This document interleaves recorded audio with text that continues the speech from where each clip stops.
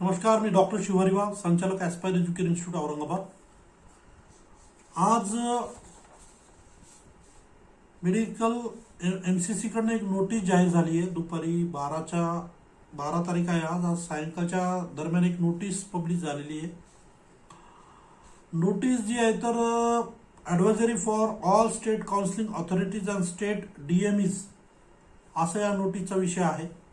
नेमकं काय म्हणायचं आहे नोटीसमध्ये ते थोडंसं मी समजून घेण्याचा प्रयत्न केला आणि आपल्यापर्यंत पोहोचवायचा प्रयत्न आता करणार आहे. The schedule for PG counselling 2021 has been extended as per the direction of honourable court in various matters pertaining to counselling from time to time. जे UG PGचे जे काही शेड्यूल चालू आहेत स्टेट कोट्याचे असतील, काउन्सिलिंगचे ऑल इंडिया कोट्याचे असतील, तर याच्यामध्ये ऑनरेबल कोर्टनी जे काही व्हेरियस मॅटर पेंडिंग आहे, त्याच्यात केसेस असतील, काही विषय असतील, तर त्या संदर्भाने जे काही शेड्यूल आहे काउन्सिलिंगचे हे चेंजेसच्या संदर्भाने गाईडलाईन कोर्टाने दिलेले आहे. In the view of above MCC of DGHS is receiving representation from the state DMEs regarding revision of schedule of state counselling. या संदर्भाने MCC ला जे काही स्टेटच्या वतीनं काही रिप्रेझेंटेशन मिळालेले आहेत की बाबा शेड्यूलमध्ये रिव्हिजन करावं, शेड्यूलमध्ये जे काही शेड्यूल आहेत स्टेट काउन्सिलिंगचे वगैरे. The schedule of all India UG PG counselling being conducted by MCC of DGHS and that of state counselling are clashing. जे काही स्टेट कोट्याचे आणि ऑल इंडियाचे राऊंड चालू आहेत MCC जे कंडक्ट करते त्याच्यामध्ये बऱ्याचदा क्लॅश होतोय, म्हणजे ओव्हरलॅप होतात थोडक्यात. तर in this regard, it is mentioned that as a principle, the state counseling for each round should be conducted once all India counseling for respective round is completed by MCC. तर या संदर्भाने state counselling for each round should be conducted, म्हणजे state counselling conduct केली जावी केव्हा, all India counselling जे काही respective round आहेत ते कंप्लीट झाल्यानंतर. Hence, it is advised that state may revise their schedule. म्हणजे त्यासाठी स्टेट त्यांचं शेड्यूल जे ते रिवाइज करू शकतं. Schedule such that each round of state quota counseling is conducted after the all India quota counseling conducted by MCC.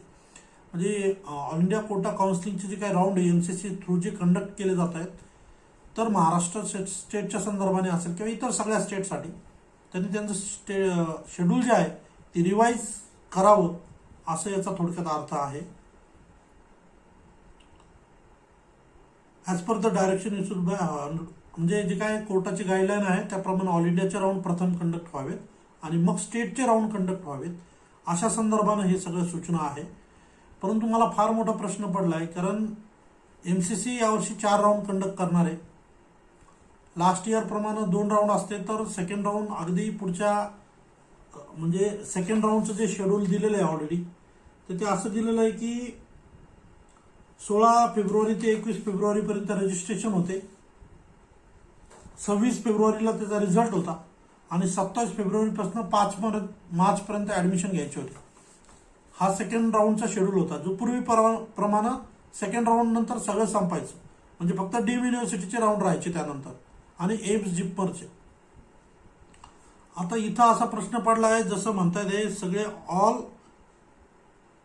Round म्हणता येते, पुढचे सगळे round all India quota counselling conducted by MCC of DGHS as per the direction issued by all India counselling for respective round is completed by MCC. Respective म्हणजे किती, दुसरा, तिसरा का चौथा? आता हा फार मोठा प्रश्न आहे. याच्या बाबतीत याच्यातून काही क्लॅरिटी मला तरी आलेली नाही आहे. मी या संदर्भाने काही युट्यूबला जे एक्सपर्ट असतात, जे काही खूप नामांकित आहे, त्यांचे खूप पॉप्युलर आहेत ते युट्यूबर म्हणून, आणि त्यांचे खूप महत्त्वाचे इन्स्ट्रक्शन ते प्रोव्हाइड करतात विद्यार्थ्यांना, त्यांचाही काही व्हिडिओ पाहून समजून घेण्याचा प्रयत्न केला. काही युट्यूबच्या व्हिडिओमध्ये असं सांगण्यात आलं की 5 मार्च नंतर फर्स्ट वीकमध्ये, त्याला कुठला आधार नाही आहे. म्हणजे मला तरी याच्यातून तर काय असं कुठलं सेकंड राऊंड नंतर असं म्हटलेलंच नाही कुठं. ऑल राऊंड जर म्हणलं तर 4 राऊंड जर होणार आहेत, तर 3 राऊंड तर बेसिकली म्हणजे first round, second round, mop-up round. Mop-up राऊंडचं शेड्यूल संपतं 27 मार्चला. त्याच्यानंतर एक ऑनलाईन स्टे वॅकन्सी राऊंड आहे, तो संपतो 4 एप्रिलला. म्हणजे इथपर्यंत तर अगदी central universities, AIIMS, all India quota, जिपमरच्या सीट्स आहेत 4थ्या राऊंडपर्यंत. आणि याला पॅरलल एक स्टे वॅकन्सी राऊंड डीम युनिव्हर्सिटीचा होणार आहे. मग अशा वेळेस, आणि हे सगळे एमसीसी डीजीएचएसच कंडक्ट करणार. तर अशा वेळेस 5 मार्चला म्हणजे फर्स्ट वीकमध्ये मार्चच्या सेकंड राऊंड होईल स्टेटचा, असं जे बऱ्याचशा व्हिडिओमध्ये मला ऐकायला मिळालं. मला तर ते काही कळालं नाही नेमकं कोणत्या आधारावर सांगितलं त्यांनी. परंतु तुर्तास ही आपल्यासाठी खूप एक वाईट बातमी आहे.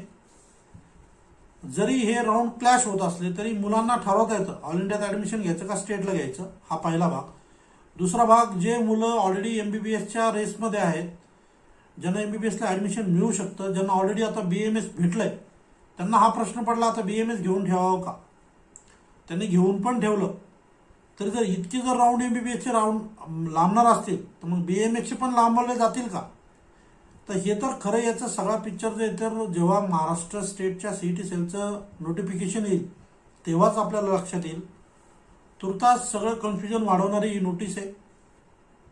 याच्यामधनं कुठेही क्लिअर होत नाही की ऑल इंडिया कोट्याचं 15% एमबीबीएस बीडीएसचं सेकंड राऊंड कंप्लीट झाल्यानंतर महाराष्ट्राचं सेकंड राऊंड येईल, असं कुठेही गाईडलाईन नाही आहे.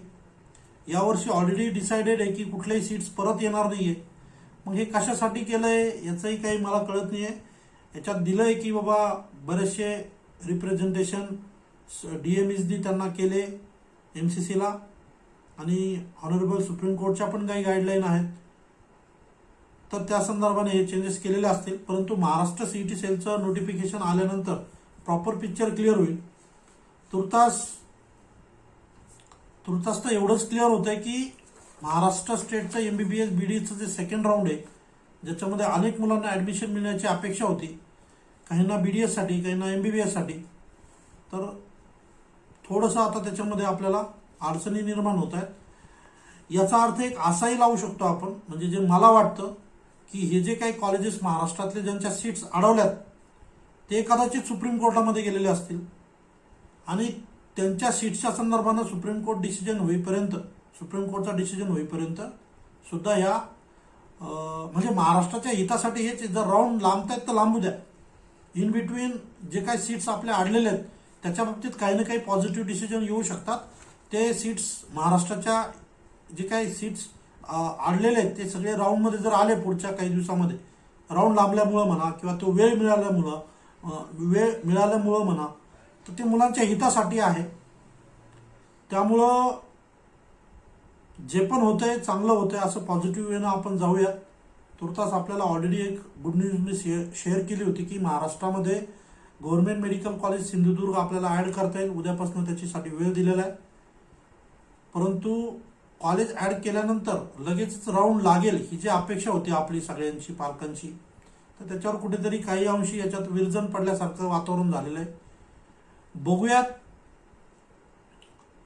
महाराष्ट्राचं मोस्ट प्रोबेबली हे 12 तारखेचं म्हणजे आजचंच शेड्यूल म्हणजे नोटीस आहे. मोस्ट प्रोबेबली उद्या एमसीसी महाराष्ट्र सीईटी सेलकडनं याच्या संदर्भात एखादं नोटिफिकेशन येऊ शकतं किंवा रिवाइज शेड्यूलच्या संदर्भानं नोटिफिकेशन येऊ शकतं. ते नोटिफिकेशन आल्यानंतर महाराष्ट्राच्या मुलांना नेमकं क्लिअरिटी मिळणार आहे की नेमकं आता पुढे काय, हे राऊंड केव्हा लागेल किंवा काय होईल. तर ते यावं ही आपण एक अपेक्षा, लवकरात लवकर यावं म्हणजे आपल्याला थोडंसं बर्डन कमी होईल. कारण ही जी नोटीस आहे याचा जर आपण म्हणजे जो अर्थ बऱ्याचशा लोकांनी लावला, जे काही व्हिडिओ मी यूट्यूबला स्वतः पण पाहिले, तर त्याच्यात त्यांनी दिलंय की फर्स्ट वीक में मार्च में हो जाएगा राउंड या फिर आएगा स्टेट का राउंड. तर याच्यात असं काही दिलेलं नाही. याचा अर्थ असं की सगळे रिस्पेक्टिव्ह राऊंड म्हणजे सेकंड, थर्ड, फोर्थ असं झालं तर आपलं संपलं. आपल्याला 1.5-2 महिने वेट करावं लागेल. ती वेळ आपल्यावर येऊ नये. मोस्ट प्रोबेबली सेकंड जे बाकीच्यांनी अर्थ लावला तसंच जर झालं तर पुढच्या महिन्याच्या पहिल्या आठवड्यात आपला सेकंड राऊंड यावा. पण काय माहित आता महाराष्ट्र सीईटी सेल डीएमई महाराष्ट्राच्या सीईटी सेलनी या पद्धतीनं रिप्रेझेंटेशन दिलेलं आहे का? आता त्याचे जे काही गाईडलाईन आहेत त्या सगळ्या महाराष्ट्र स्टेटला बाइंडिंग आहेत का? असतील तर मग महाराष्ट्र स्टेटला ते फॉलोच करावं लागेल, कारण ऑनरेबल सुप्रीम कोर्टच्या पुढे कुणी नाही आहे. आणि जर तसं झालं तर मग आपल्यासाठी खूप अडचण होणार आहे, आपल्याला खूप वेट करावं लागणार आहे. ऑलरेडी इतकी डिले झालेली ही प्रोसेस, 1.5 महिने तर पहिलेच गेले EWSच्या विषयासंदर्भात. आणि नेमकं कुठेतरी आता ॲडमिशन प्रोसेस सुरू झाली आणि त्याच्यात जर असे विघ्न येत राहिले तर आपला खूप वेळ याच्यामध्ये जाणार आहे आणि पालक खूप पॅनिक होणार आहे. आणि जे मुलांना ॲडमिशन मिळू शकेल की नाही शकेल असं जे द्विधावस्थेत, म्हणजे अगदी 515, 520, 510, 505 मार्क आहे, सेमीची अपेक्षा करतात, गव्हर्नमेंटची सोडून द्या. आता त्यांना कळणार ना नेमका अभ्यास करावा की ॲडमिशनचा वेट करावा. माझा तर सल्ला राहील, जे 510, 515 वाले त्यांनी अभ्यास सुरू करा. कारण जर हे ॲडमिशन जर या नोटीस प्रमाणे जर गेले तर मला नाही वाटत हे एप्रिलपर्यंत संपेल विषय. आणि मग काय, जून महिन्यात तर परीक्षा होईल, कारण यावर्षी 12ची परीक्षा ऑन टाइम होते. कोविडचा इफेक्ट बऱ्यापैकी कमी झालेला आहे. जर जून महिन्यात परीक्षा होणार असेल तर मग, आणि आता जर ॲडमिशन मिळेल की नाही मिळेल याची शाश्वती नसेल, गॅरंटी नसेल, तर मग अभ्यासाला लागलेलं सोयीचं आहे ना. तर हे खूप धक्कादायक विषय आहे, परंतु आपल्याला याचा पर्याय पण नाही दुसरा काही, या गोष्टीला घेऊनच पुढे जायचं आहे. महाराष्ट्र सीईटी सेलकडनं आता उद्या संडे आहे, मोस्ट प्रोबेबली मंडेच्या दिवशी काही क्लॅरिटी मिळते का बघूया. आणि जर इन बिटवीन जर काही नोटिफिकेशन आलं उद्या वगैरे तर मी निश्चितपणे याच्यावर एक व्यवस्थित व्हिडिओ बनवेल. मला तर वाटतं क्लिअर कट शेड्यूलच टाकावं सीईटी सेलनं, जेणेकरून पालकांना जे काही कन्फ्युजन होणार आहे आता या नोटीस प्रमाणे. कारण ही नोटीस बऱ्याच पालकांनी पाहिली आहे दिवसभरात. आज मी एका ठिकाणी कॉलेजला ॲडमिशनसाठी गेलेलो, तर ऑफिसला नव्हतो दिवसभर, तर बऱ्याच पालकांचे या नोटीस ही मला पाठवली होती पालकांनी आणि मी बघितली पण होती. पण म्हटलं एकदा निवांत याच्यात मला तर काय याच्यात काही क्लॅरिटी मिळाली नाही, म्हणून म्हटलं आपण शांततेत एखादा व्हिडिओ बनवा. काही चुकीची माहिती देण्यापेक्षा आपणही व्यवस्थित थोडंसं ऑथेंटिकेट बघून घ्यावं काय आहे याचं, आणि त्यानंतरच याच्यावर बोलावं. परंतु क्लॅरिटी काही नाही आहे, म्हणून मला काही आत्ताही काही ऑथेंटिक काही सांगता नाही आलं. महाराष्ट्र सीईटी सेलच्या शेड्यूलची वेट करूया, आणि त्याच्यात जर त्यांनी रिवाईज शेड्यूल दिलं, प्रॉपर गाईडलाईन दिल्या, तर मग परत एकदा नव्यानं व्हिडिओ बनवून मी आपल्यासोबत शेअर करेल. तुर्तास या नोटीसप्रमाणे महाराष्ट्राचे MBBS BDSचे राऊंड एक्सटेंड होत आहेत. मग त्याच्यासोबत BAMSचे होतील का त्याबद्दल काही क्लॅरिटी नाही आहे. म्हणून महाराष्ट्र सीईटी सेलच्या रिवाईज शेड्यूलची आपण वेट करूया आणि बघूया पुढे काय होतं. तर एक महत्त्वाचा विषय होता जो तुमच्यापर्यंत मी पोहोचवला, आणि यातून बरंचसं मीच डिस्टर्ब झालोय, तर बाकीचे तर होणारच अर्थात. पण हरकत नाही, आपल्यासोबत आपल्याला वेट करण्याशिवाय काही पर्याय नाही आहे. जे पण गाईडलाईन येईल त्या तुम्हाला मी शेअर करेल आणि मग त्याप्रमाणे आपण पुढे जाऊया. ठीक आहे, तर या ठिकाणी मी थांबतो. धन्यवाद, थँक्यू.